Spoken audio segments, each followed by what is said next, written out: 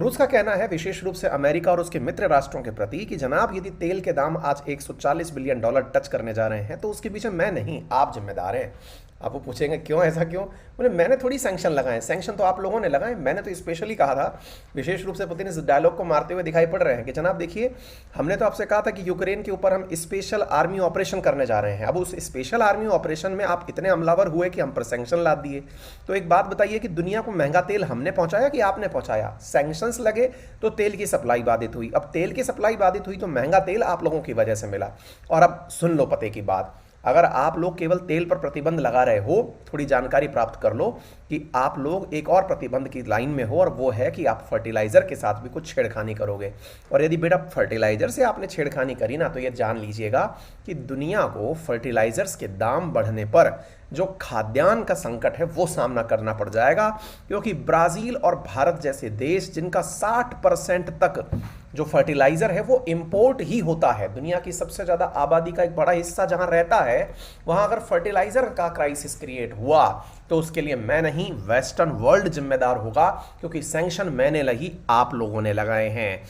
कि दुनिया के अंदर अगर 2020 का आप एक डेटा देखें तो आपको जानकर आश्चर्य होगा कि दुनिया में सबसे ज्यादा फर्टिलाइजर एक्सपोर्ट करने वाला जो देश था ना, वो रशिया था। इसने 7 बिलियन यूएस डॉलर का फर्टिलाइजर एक्सपोर्ट किया था 2020 में। ये कोई छोटा अमाउंट नहीं है। आपका नाम यहां कहीं नहीं आता। विशेष रूप से इंडिया वाले देख लें कि उनका नाम इसमें कहीं नहीं आता है, तो कहां आता है फिर हमारा नाम? तो चलिए लीडिंग फर्टिलाइजर इंपोर्टिंग कंट्रीज देख लीजिए आप, जहां पर ये देखते हैं कि रशिया 7 बिलियन डॉलर का फर्टिलाइजर एक्सपोर्ट करता है, वहीं इंडिया का हाल देखिए, हम 7.18 बिलियन डॉलर का फर्टिलाइजर इंपोर्ट करते हैं। कहने का अर्थ ये हुआ कि इंडिया के अंदर जो फर्टिलाइजर है ये 7 बिलियन डॉलर का फर्टिलाइजर इंपोर्ट है।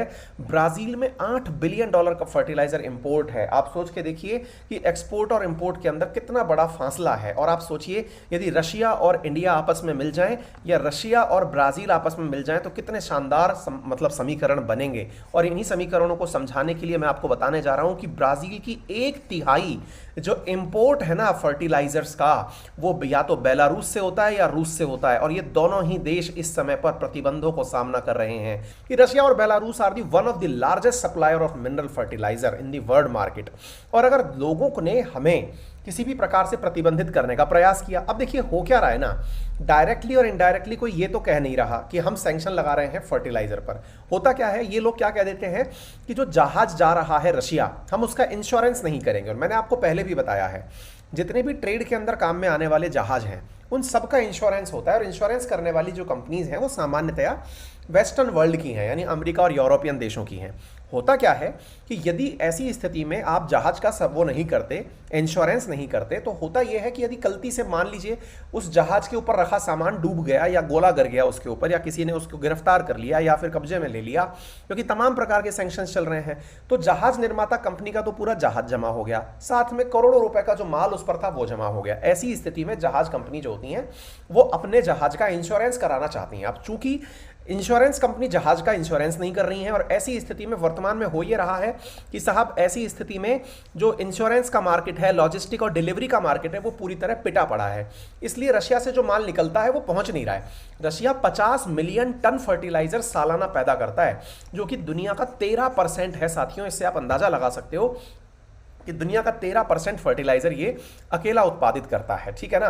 साथ में वर्ल्ड का बिगेस्ट एक्सपोर्टर है सिंथेटिक फर्टिलाइजर्स का, जो कि 1/5 हिस्सा जो कुल यूरिया का मार्केट में एक्सपोर्ट होता है उसका ये खुद करता है। और मजेदार बात मैं आपको बताऊं कि जो यूनाइटेड किंगडम यानी कि ब्रिटेन है, जो कि सब मतलब एक तरह से सैंक्शन लगाने वाले लोगों में आगे की तरफ खड़ा है, उस यूके के पास भी फर्टिलाइजर्स की सप्लाई यहीं से होती है।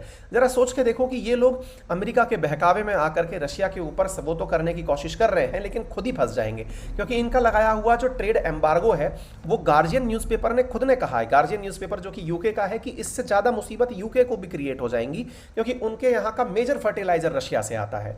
कि इसकी वजह से यदि फर्टिलाइजर आना बाधित हुआ, आप में से कुछ लोगों को लगेगा अरे जाओ सर क्या फर्क पड़ेगा, हमारे यहाँ पर फर्टिलाइज़र खेतों में तो डलता है, कोई बात नहीं, मेरे को क्या फ़र्क पड़ रहा है भैया। बात यह है कि जब किसान के पास फर्टिलाइज़र आता है तभी वो खाद्यान्न पैदा करता है, यानी अनाज पैदा करता है। अनाज पैदा करता है, ढंग से उत्पादन होता है, तभी आपको सस्ते दामों पर अनाज मिलता है। और यदि आपको अनाज नहीं मिला तो अनाज कम होगा और खाने वाले लोग ज़्यादा होंगे, तो डिमांड इन राइस प्राइस बढ़ जाएगा और फूड प्राइसेस बढ़ जाएगा, ग्लोबल फूड प्राइसेस बढ़ जाएगा।